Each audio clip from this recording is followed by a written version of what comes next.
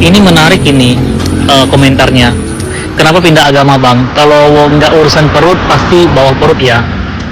Jadi gini, jawabannya sesimpel ini.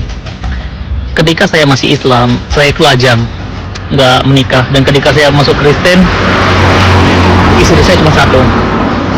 Jadi saya masih setia dengan satu pasangan saya. Muhammad, ketika masih belum jadi nabi, belum menerima wahyu, istrinya satu. Ketika jadi nabi, istrinya selusin. Belum gundik-gundiknya. dan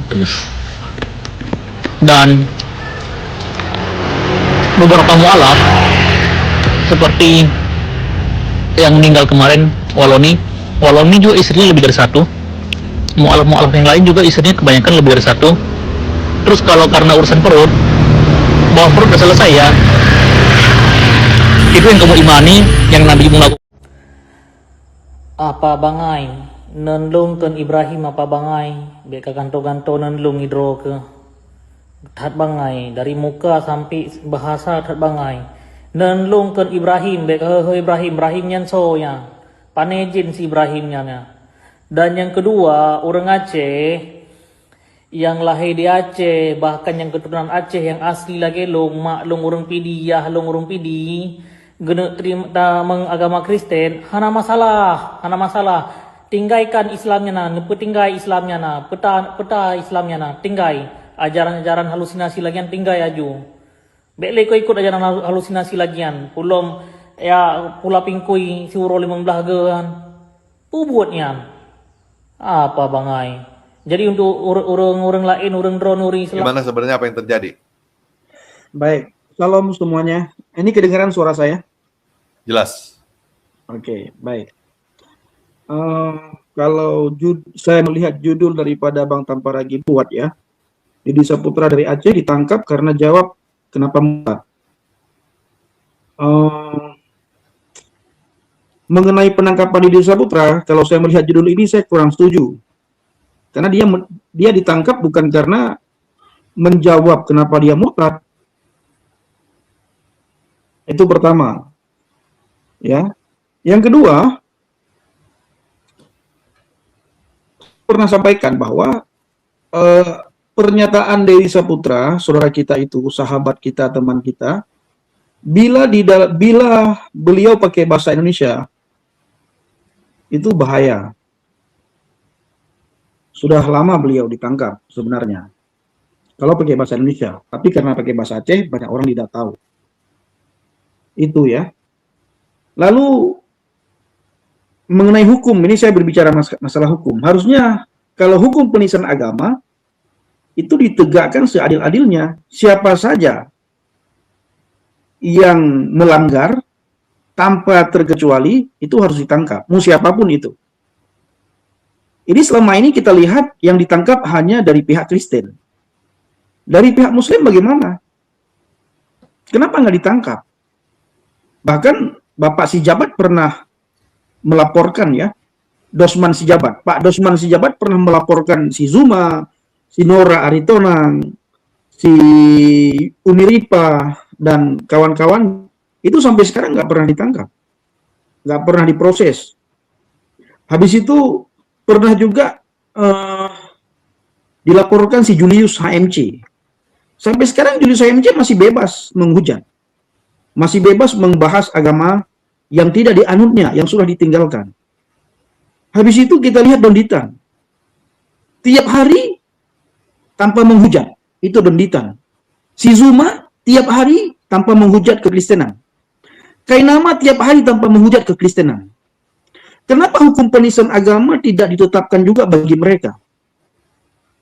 Ketika kita bilang bahwa si Zuma menghujat, si Nandar menghujat Kristen, si Donditan menghujat Kristen, apa kata mereka? Itu pakai data. Si Donditan pakai data, si Zuma pakai data, semuanya pakai data. Pertanyaannya, data yang kita sampaikan kenapa dianggap penistaan? Bukankah sama-sama data? Data juga. Mereka juga banyak sekali mengatakan tinggalkan Kristen itu. Kristen tidak baik. Kalian menyembah manusia. Kenapa ketika ada orang Kristen mengatakan hal yang sama kepada mereka ditangkap? Ini yang disampaikan oleh Didi Saputra. Pakai bahasa Aceh. dalam bahasa Aceh. Disuruh orang Aceh supaya orang Aceh bla bla bla bla bla bla dan bla bla. Saya tidak berani ngomong karena nanti saya dianggap juga penistaan agama. Ini dia, Bro Tamparagi, Bang TR dan teman-teman semuanya. Oke. Soalnya saya tahunya kalau dari TikTok yang saya lihat, ini yang dipermasalahkan tuh video yang dia bilang urusan perut ke bawah, bro. Ya katanya dia dituduh murtad karena urusan perut ke bawah, terus dia jawab kalau misalnya urusan perut ke bawah, buktinya gue habis masuk Kristen, istri gue cuma satu, sedangkan Nabi Muhammad setelah jadi nabi, istrinya jadi selosin ditambah dengan gundik-gundik. Nah itu yang gue pikir yang itu tuh, itu kan menjawab kenapa dia murtad itu sebenarnya. Ya, tapi ada satu lagi yang duluan dilaporkan pakai bahasa Aceh. Oh. Kalau itu kan bukan orang Aceh yang laporkan. Yang dilaporkan khusus oleh orang Aceh bukan video itu, Bang. Oh. Video, ada satu lagi video yang dilaporkan yang sangat viral. Dan salah satunya juga tetap itu yang dilaporkan oleh salah satu organisasi yang ada di Aceh ya. Itu juga dilaporkan. Ada pakai bahasa Aceh. Nah, artinya Bang, kita yang bermain di media sosial, khususnya yang tinggal di Konoha, apalagi kelihatan wajah. Seperti Bang Denny Saputra, seperti saya, Bapak Rusliman Warfa, dan murtadin-murtadin yang lain, itu kita harus berhati-hati. Komentar-komentar seperti itu, kita harus jaga. Kita harus benar-benar bisa mengontrol emosi kita. Kita harus tahu, kita tinggal di negara yang sedikit-sedikit hukum penistaan agama. Sedikit-sedikit hukum penistaan agama. Bayangkan, data yang kita sampaikan dianggap penistaan agama. Penghujatan mereka itu dianggap data. Mereka menghujat kita ini. Mereka menganggap ini data yang mereka sampaikan. Sementara data yang kita sampaikan, itu mereka menganggapnya itu penghujatan, Bang Tamparagi. Jadi kita benar-benar harus bisa menempatkan diri di mana kita tinggal. Nah, kalau kita tidak mau seperti itu, ya kita cabut dari Indonesia ini, tinggal di seperti tempat Bang Edis TV yang sudah buat rumah apologet ke sana, bergabung dengan dia di sana. Di sana itu ada 24 jam. Kita pakai waktu bukan 24 jam, 30 jam satu hari semalam kita pakai untuk membahas agama mereka. Misalnya ke Australia, ada Bapak Yusuf Monobulu, gabung dengan Bapak Yusuf Monobulu.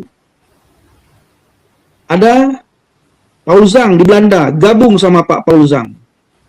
Bahas apa yang dibahas di sana. Jangan pakai waktu 24 jam, 30 jam pakai waktu. Tapi kalau kita tinggal di Indonesia ini, kita harus tahu, semakin sering kita bahas agama mereka, semakin dekat kita dengan penjara. Semakin sering kita bahas nabi mereka, semakin dekat kita dengan penjara. Semakin sering kita bahas kitab mereka, semakin dekat kita dengan penjara. Saya terakhir ketemu dengan Bro Dedi di PIK tahun lalu, bulan Desember tahun kemarin. Saya ingatkan beliau. Dan saya Bang TR, teman-teman, tiap bulan saya mengingatkan beliau. Hati-hati dek, bahaya sekali. Kamu yang bicara, saya yang ketakutan, saya bilang. Masih ada WA-nya sama saya. Saya WA beliau, saya ingatkan. Dan ketika ketemu, di depan istri beliau saya ingatkan. Hati-hati. Apa yang kamu sampaikan itu benar-benar hati-hati. Harus jaga lisan, saya bilang. Ini bro TR. Jadi, seperti yang saya bilang tadi, apapun jawaban kita, itu dianggap penistaan sama mereka, Bang. Apapun itu. Kita mau ngomong apapun. Kita sering teleponan, Bang Tamparagi. Dan sama teman-teman yang lain juga. Ini bukan Bang Tamparagi ya. Saya, Bro Dedi Saputra, Pak Yusuf, Pastor Rusliman Warfa, Ibu Fadilah Hafid, ya, Umi Fadilah. Kami tidak bahas Islam.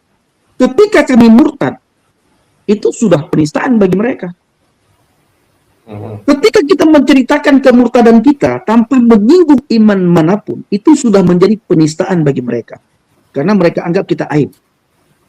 Makanya keluarlah hukum seperti yang disampaikan oleh Ustadz Abdul Somad.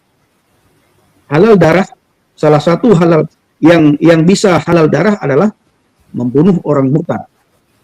Itu halal darah. Karena dianggap aib. Ketakutan mereka ketika kita murtad, kita membongkar apa yang pernah kita anut. Karena kita tidak lakukan itu. Bayangkan data yang disampaikan oleh Didi Saputra itu dianggap penistaan. Menjawab pertanyaan dari dari orang yang memberikan komentar kepada Didi Saputra. Begitu video itu beredar, Bang Tamparagi, saya adalah orang yang kedua selain Bang Andika Aceh, ya, Abi Andika Aceh mengingatkan, saya orang kedua. Tiap saat kami ingatkan, hati-hati. Ini benar-benar sangat bahaya, brother, apa yang kamu sampaikan, terutama sekali dalam bahasa Aceh. Dan dalam bahasa Aceh, kalau abang tahu, Bang Deddy Saputra keras sekali ngomong, benar-benar keras. Saya tidak bisa sampaikan, nanti dianggap penistaan agama. Benar. Makanya dianggap.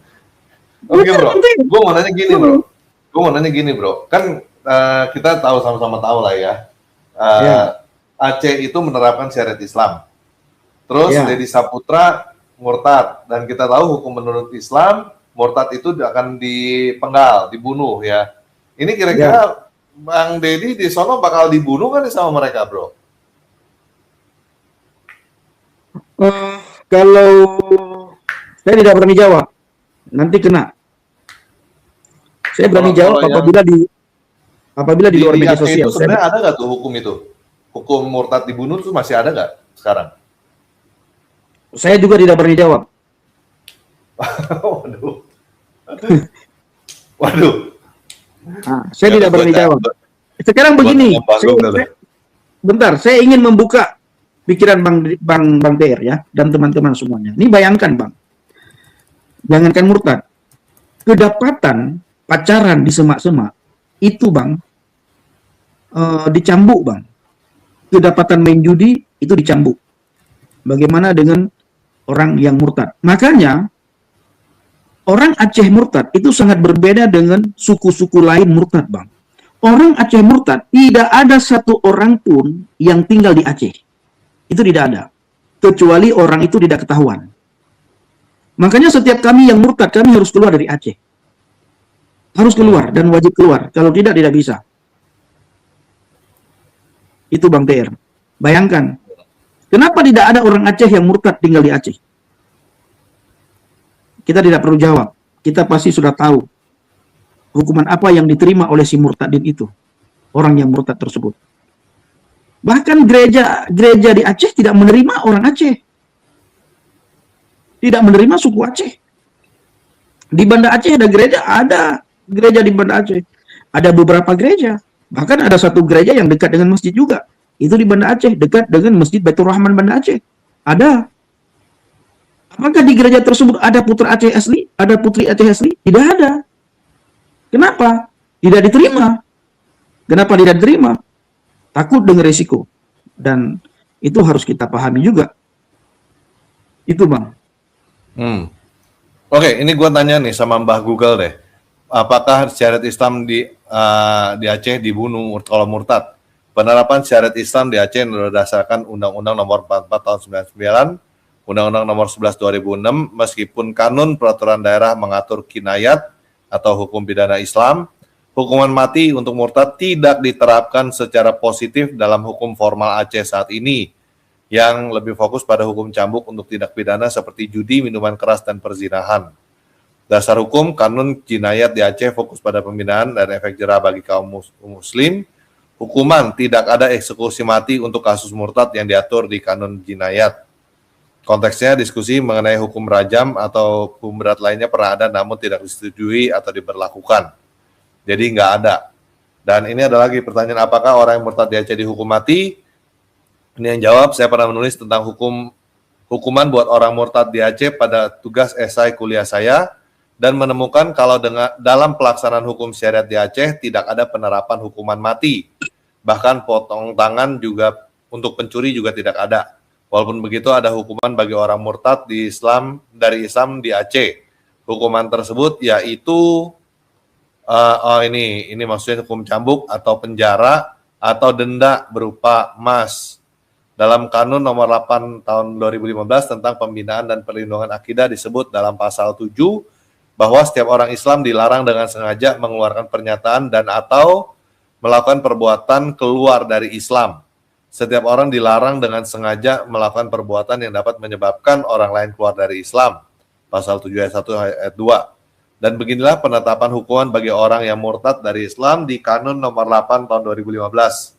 Setiap orang Islam yang dengan sengaja mengeluarkan pernyataan dan atau melakukan perbuatan keluar dari Islam, sebagaimana dimaksud pasal 7 ayat 1, dikenakan hukumat takzir berupa cambuk di depan umum paling banyak 60 kali dan paling sedikit 30 kali atau pidana penjara paling lama 60 bulan dan paling singkat 30 bulan atau denda paling banyak 600 gram emas murni, paling sedikit 300 gram emas murni.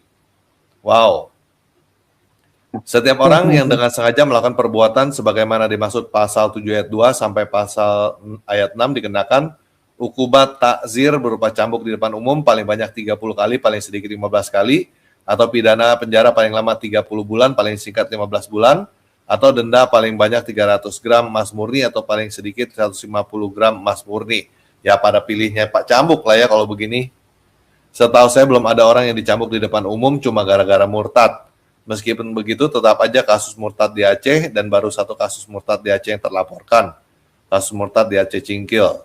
Pada bulan September 2017, Aceh digemparkan seorang pria dari Aceh Cingkil bernama Jinal memutuskan untuk murtad dari Islam ke agama Kristen Protestan secara resmi. Pria ini ingin maju sebagai calon kepala desa dan salah satu syarat untuk maju sebagai calon kepala desa yaitu tes baca Al-Quran. Alasan dia murtad yaitu untuk menghindari tes membaca Al-Quran. Beberapa hari setelah pernyataan murtad, akhirnya si pria tersebut mendatangi kantor Majelis Ulama dan Jinal memutuskan untuk mengucapkan 2 kalimat syahadat di depan orang-orang. Dengan demikian dia terbebas dari hukuman cambuk. Ya hukumannya cambuk atau penjara atau emas. Yang kayaknya paling ringan ya cambuk lah ya tuh. Gitu bro. Kayaknya Ini bakal kena nggak tuh? Hah? Ya, enggak. Itu belum ya. Kita belum dapatkan itu ya. Tapi Gini kita Pak tidak TR, tahu bagaimana. maaf saya potong dikit Bang Pedi. Belum tentu Pak TR, karena kita kan nggak tahu apakah dia mudah-mudahan bisa dikembalikan ke Kalimantan. Kalau bisa dikembalikan kan hukum-hukuman itu kan nggak berlaku untuk Dedi. Pakai hukum nasional toh. Itu. Karena sesuai TKP. Ya, dan sebenarnya mengenai ini jangan kita bahas di sini ya, mengenai beliau dipulangkan kemana-kemana supaya nanti memperkeruh suasana. Iya, Yang tapi kan sudah disampaikan oleh Dedi sendiri, Bang Pendi. Ya, Udah ya, jadi ya. berita Ya. bro. Udah jadi berita bro. Dan dia memohon semoga untuk bisa dikembalikan ke Kalimantan Barat. Itu Benar, ini tapi begini menurut saya. Maksudnya begini, saya kan beberapa kali masuk ke Komal Aceh ya. iya. Jangan lagi kita ngomong begitu supaya tidak memperkeruh suasana. Ini orang Aceh. Ya. Banyak yang meminta supaya dia tidak dibawa kemana-mana. Bahkan banyak sekali komentar-komentar orang Aceh meminta dia supaya ipoh mati. Nyan kawajib poh mati nyan. Nyan lagi numpegah. Bahkan numpegah lagi kan ada mekat orang Aceh yang hina-hina Dedi. Saya ingin bicara bahasa Indonesia bahwa begini. Sebenarnya kalau harus ditangkap itu ditangkap dua-duanya. Siapa? Orang yang menghina Dedi Saputra, orang yang menghina iman Dedi Saputra, orang yang menghina agama Dedi Saputra, dan orang yang menghina Tuhan yang diimani Dedi Saputra. Siapa orang itu? Orang Aceh. Orang Aceh yang memancing Dedi Saputra. Lalu Dedi Saputra terpancing menjawab. Jawaban Dedi Saputra yang dibawa ke ranah hukum. Kenapa hujatan orang yang menghujat iman Dedi Saputra tidak di bawah ke ranah hukum? Dedi kan menjawab ini. Dalam ranah menjawab. Dan tahun lalu hal ini sudah saya keluar-keluar sendiri di YouTube, di TikTok. Waktu dilaporkan pertama oleh organisasi Ansor di Aceh. Mereka yang melaporkan pertama. Lalu saya bilang, kenapa jawaban Dedi yang dibawa ke ranah hukum? Kenapa pertanyaan ataupun hinaan oknum-oknum Aceh tidak dibawa ke ranah hukum, saya bilang Bang TBR. Nah ini dia. Lalu ketika Bro Dedi ditangkap, itu juga banyak terjadi keributan karena mereka tidak tahu. Banyak orang Aceh yang tidak tahu. Tapi hari-hari ini sudah tahu mereka. 2 hari setelah ditangkap, 3 hari setelah ditangkap, itu banyak orang Aceh tidak tahu, bahkan tidak percaya. Lalu ketika beredar informasi bahwa dia meminta untuk dipulangkan ke Kalimantan Barat, ke Bengkayang, ya, itu orang Aceh tidak setuju. Banyak sekali oknum dari Aceh tidak setuju. Kita harus proses. Kenapa? Video yang membuat banyak orang Aceh marah, ini video ini. Apa bangai? Nandungkan Ibrahim apa bangai? Sebentar. Aku nandung hidro ke tat bangai dari muka sampai bahasa tat bangai. Nandungkan Ibrahim, Ibrahim yan so ya. Pangejin si Ibrahimnya ya. Dan yang kedua, orang Aceh yang lahir di Aceh, bahkan yang keturunan Aceh yang asli lagi maklum urung pidi ya, urung pidi, benar terima agama Kristen, hana masalah. Tinggalkan Islamnya na, tinggal Islamnya na, peta Islamnya na, tinggal. Ajaran-ajaran halusinasi lagi yang tinggal ya juga. Sudah cukup, saya tidak berani. Kayaknya gue sedikit walaupun gue nggak ngerti bahasa Aceh, kayak gue tahu tuh maksudnya apa tuh. Ya, ini Bang sangat beredar viral di Aceh daripada video yang dijawab murtad di bawah perut dan di bawah perut. Ini yang paling parah di Aceh. Ini. Dedi sudah pernah 2 kali ya mau dilaporkan juga. Yang pertama kan Politeknik Ngaji mengenai makan BPK pakai membacakan itu, lalu dikutip surat Ar-Rahman dengan terjemahannya, bukan bilughah Arabiyah tapi terjemahan yang dikutip. Itu kita redakan juga. Artinya teman-teman, kita harus hati-hati tinggal di Indonesia. Siapapun kita, terutama sekali para murtadin. Yang kedua, kita harus ada mentor supaya kita bisa dimentori dan ada yang mementori kita. Harus ada gembala dan harus mau digembalakan supaya kita ketika terjadi apa-apa ada orang yang mengingatkan kita. Dan ketika ditegur, percayalah, teguran itu jangan kita anggap tidak baik, tapi teguran itu baik. Percayalah, orang menegur kita karena sayang sama kita. Jangan kita berpikir iri. Iri itu tidak boleh, siapapun itu. Kalau ada orang yang menegur kita karena orang itu sayang sama kita. Kita tinggal di Indonesia. Ingat kasus Bang Gracia Pelo? Apakah salah yang disampaikan oleh Bang Gracia Pelo? Ada data. Kena hukum penistaan agama. Sekarang timbul pertanyaan Bang Tamparagi dan teman-teman. Apakah kita harus menyampaikan tentang iman mereka itu dengan cara yang salah? Dengan cara yang tidak jujur? Dengan cara kita berbohong? Kita sampaikan dengan jujur iman mereka, kita ditangkap Bang Tamparagi. Kita sampaikan dengan bohong. Misalnya nih, Bang Tamparagi baik sekali ya.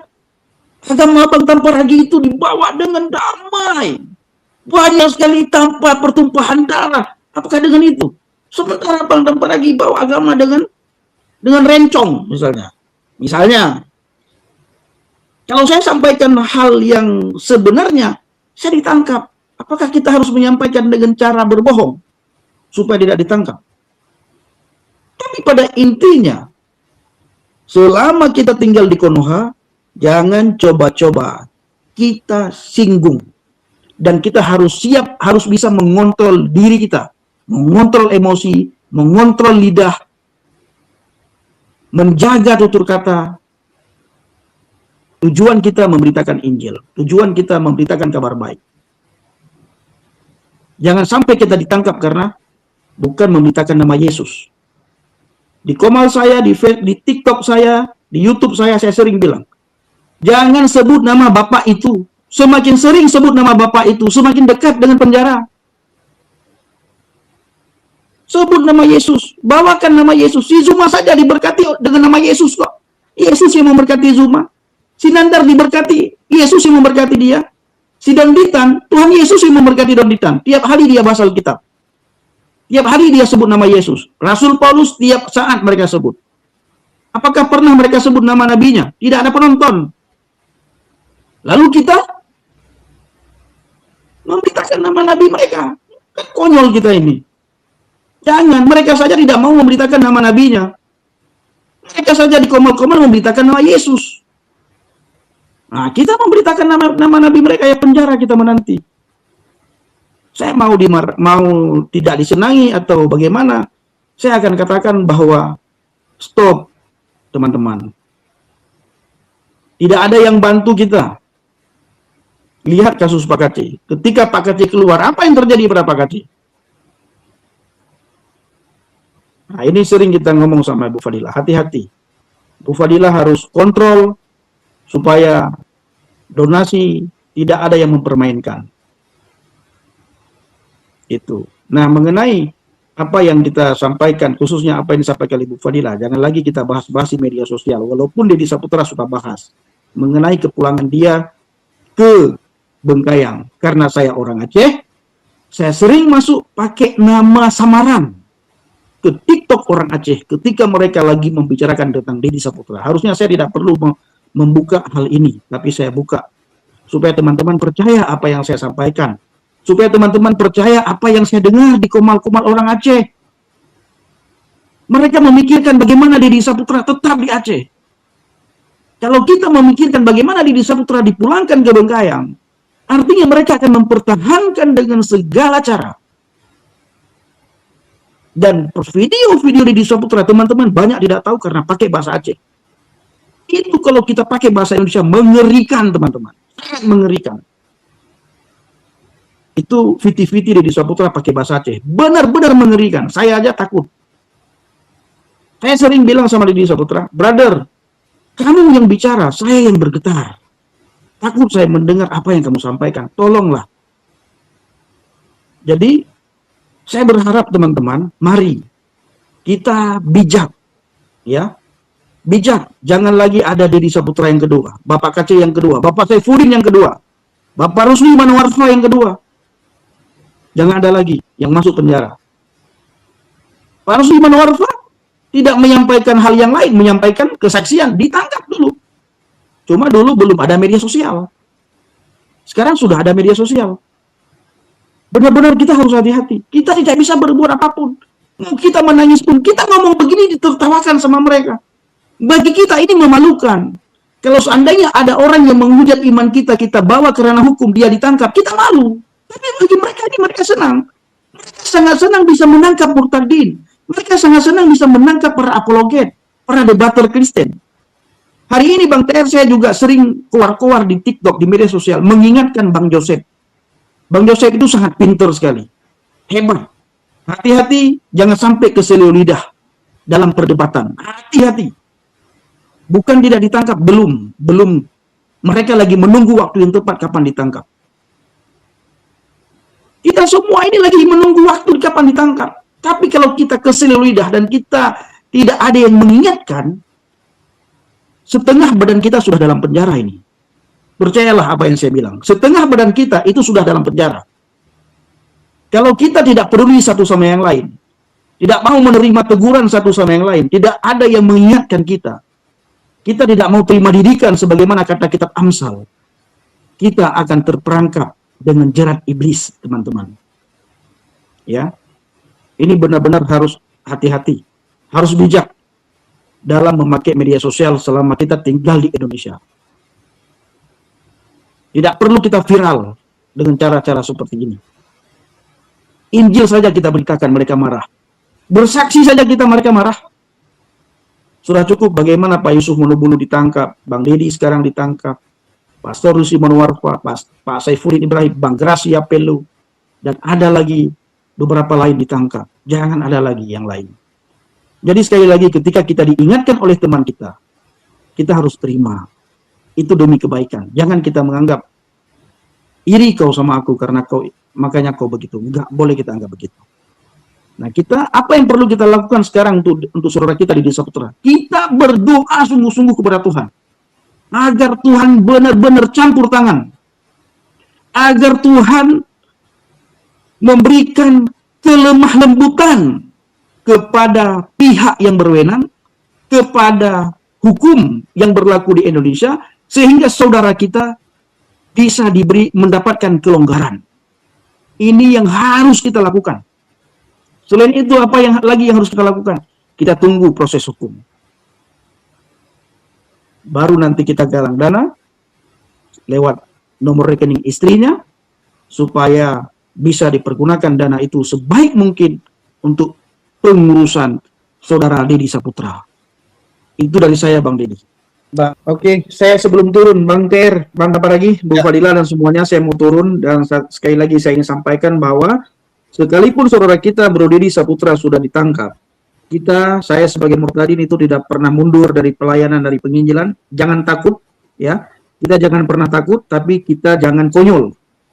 Kita harus jaga diri, jaga lisan. Tapi jangan pernah takut, karena di dalam kasih itu tidak ada ketakutan. Itu kata Alkitab. Di dalam kasih tidak ada ketakutan.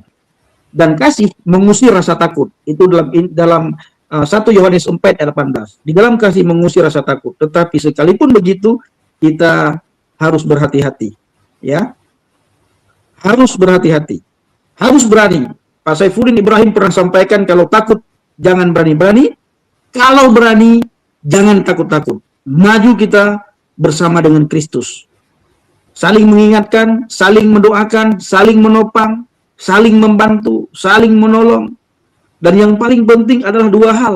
Saling mengingatkan, saling mendoakan. Ini paling penting. Mengingatkan, mendoakan, itu penting sekali. Itu dari saya, Bang TR. Maju terus, khususnya Ibu Fadilah, Umi Fadilah, dan semua para murtadin. Ayo kita maju bersama dan maju bersama-sama.